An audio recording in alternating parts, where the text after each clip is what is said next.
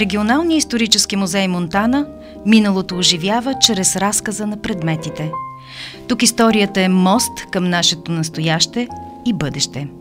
Началото е поставено през 1937 година с основаването на археологическо дружество Монтанезиум, но първият истински музей в града отваря врати през 1953 година.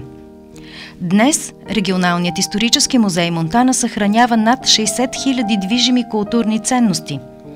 Колекцията представя хилядолетия история от каменно-медната епоха до модерното време.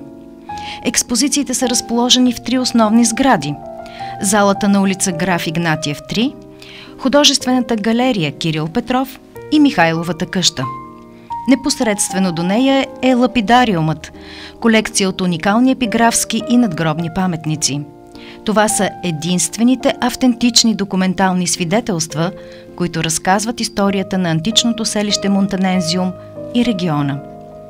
Сред обектите на музея е и крепостта Калето, оцеляла от древността до средновековието. Тя пази спомени от тракийско и римско време. Когато посетите експозиционната зала на Регионалния исторически музей Монтана, обърнете внимание на Якимовското съкровище, на изящните коланни апликации и бижута от 14 век.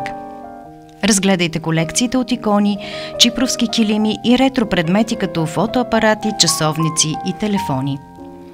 Оръжейната колекция също впечатлява със своето разнообразие и спомените за миналото, които носи.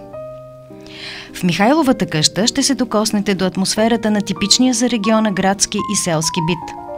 Колоритен акцент в нея е тематичният кът, представящ чипровското килимарство. Интересен и богат е и художественият отдел на музея – галерия Кирил Петров.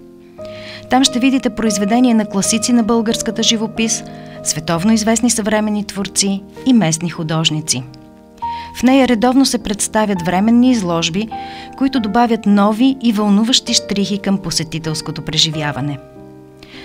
Музеят разказва уникалната история на Монтана – селище, което променя името си няколко пъти – от Кутловица през Фердинанд и Михайловград, за да се върне през 1992 година към античното си име Монтана. Всеки период е запечатан в експозициите на Регионалния исторически музей, които представят културата и бита на хората от Северозапада. Заповядайте в Регионалния исторически музей Монтана – място, където историята оживява, за да ни вдъхнови и обогати. Подарете си незабравимо пътешествие в миналото и открийте богатствата на нашето културно-историческо наследство.